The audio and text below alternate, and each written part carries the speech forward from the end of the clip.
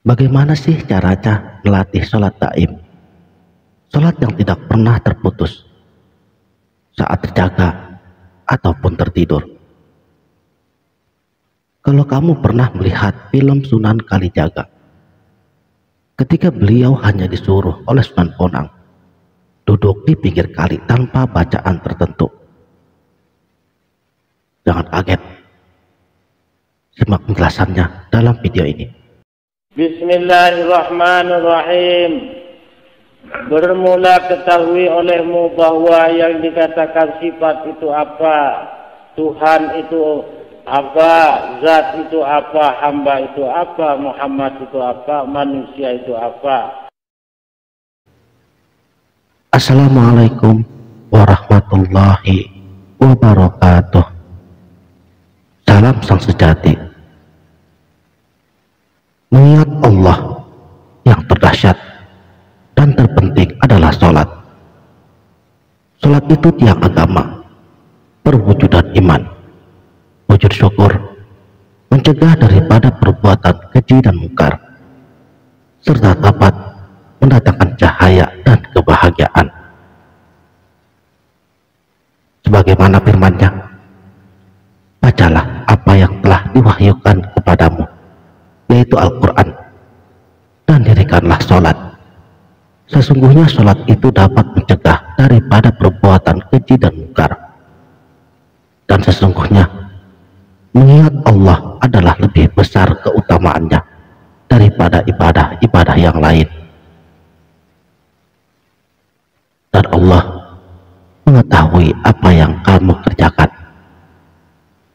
Surat Al-Ankabut ayat 45. Sebelum kita memahami sholat daim, ada baiknya kita memahami apa sebenarnya arti daripada kata sholat itu. Arti daripada sholat adalah mengingat Gusti Allah, zikrullah di waktu duduk, berdiri, dan melakukan aktivitas dalam kehidupan ini. Sedangkan kata daim itu sendiri memiliki arti terus-menerus ataupun tak pernah terputus. Jadi jika kedua kata itu digabungkan, maka sholat daim berarti mengingat Gusti Allah tanpa pernah terputus, atau zikrullah secara terus-menerus. Salah satu contoh daripada sholat daim dapat kita tauladani dari sejarah pada saat Sunan Bonang menggembleng Raden Mas Syahid sebelum beliau bergelar Sunan Kalijaga. Pada saat itu Sunan Bonang sudah mengajarkan apa yang dinamakan sholat daim pada Raden Mas Syahid. Lalu bagaimana sholat daim itu? Pertama kali Sunan Bonang menyuruh kepada Raden Mas Syahid untuk duduk, diam, dan berusaha untuk mengalahkan dirinya sendiri, bukan diri orang lain, atau melawan hawa nafsunya sendiri. Menurut ajaran daripada Sunan Bonang, sholat daim itu hanya duduk, diam, hening, dan pasrah pada kehendak Gusti Allah Subhanahu wa Ta'ala.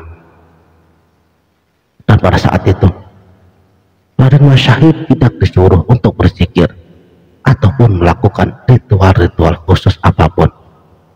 Beliau hanya memerintahkan untuk duduk dan diam. Apa rahasia di balik duduk diam tersebut? Cobalah Anda duduk dan berdiam diri, maka hawa nafsu Anda akan berbicara sendiri. Ia akan melaporkan hal-hal yang bersifat duniawi pada diri Anda. Hal itu pasti akan terjadi karena hawa nafsu kita pastinya akan terus mengajak kita untuk terikat dengan segala hal yang berbau dengan dunia. Awalnya orang yang diam pikirannya kemana-mana, tetapi setelah sekian waktu ia diam di tempat, akal dan keinginannya akhirnya melemah dan benar-benar tidak memiliki daya untuk berpikir. Segala energi keinginan duniawinya lepas, dan mungkin saja lenyap. Oke, untuk tekniknya, diam dan jangan melawan apapun. Biarkan pikiran berimajinasi sendiri, berjalan secara natural. Tetapi ingat, kita jangan sampai jatuh untuk mengikutinya. Karena pada saat kita mengikutinya, atau kita berusaha untuk mendiamkan pikiran kita, maka dia akan bermetamorfosis menjadi bentuk-bentuk yang lain lagi. Jadi abaikan atau dicuekin, nanti dia akan pandai diam dengan sendirinya. Bila diamnya telah benar, maka kamu akan memasuki kondisi nol atau kosong. Karena ego dan hawa nafsu sudah terkalahkan. Demikian juga dengan kondisi Raden Mas Syahid. Ketika beliau di pinggir kali, ia hanya pasrah dan tidak melakukan ritual apapun. Hanya diam dan hening. Sampai akhirnya Sunan Kalijaga bertemu dengan guru sejatinya.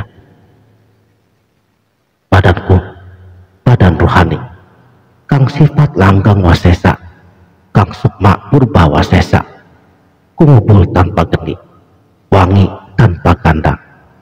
Aku sejatine ruh sakalir, tekan nembah, wungo nembah, wong saketi pada mati, wong saleksa pada buta, wong sewu pada turu, among aku ora turu, pinangeran yeta kabeh.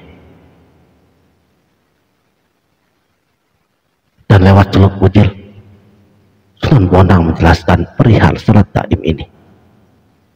Kata beliau, keutamaan diri ini adalah mengetahui hakikat sholat, sembah dan pujian.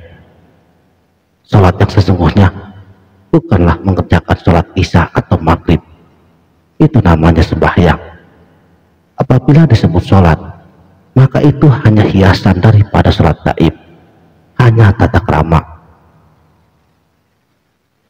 Lebih lanjut, kata Sunan Bonang, sholat sejati tidak hanya mengerjakan sembah raga dalam tataran syariat, mengerjakan sholat 5 waktu. Sholat sejati adalah sholat taib, yaitu bersatunya semua indera dan tubuh kita untuk selalu memujinya dengan kalimat penyaksian bahwa yang suci di dunia ini hanya Allah Subhanahu wa Ta'ala. Dan lebih lanjut lagi, Sunan Bonang menjelaskan tentang cara melakukan sholat taib lewat Celuk Bujilnya, yaitu berbakti yang utama tidak mengenal waktu. Semua tingkah lakunya itulah menyembah, diam, bicara, dan semua gerak tubuhnya itu merupakan kegiatan menyembah. Dan itulah niat yang sejati, pujian yang tidak pernah berakhir. Baginda Nabi Muhammad Shallallahu Alaihi Wasallam, beliau bersabda, barang siapa yang memelihara sholatnya, ia akan memperoleh cahaya, petunjuk, dan keselamatan pada hari kiamat. Dan barang siapa yang tidak memeliharanya, ia tidak akan memperoleh cahaya, petunjuk, dan tidak pula keselamatan. Dan ia pada hari kiamat nanti akan bersama dengan Qarun, Fir'aun, Haman, dan Ubay bin Khalaf.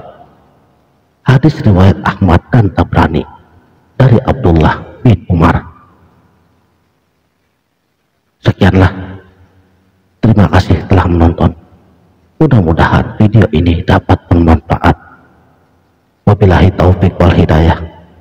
Wassalamualaikum warahmatullahi wabarakatuh.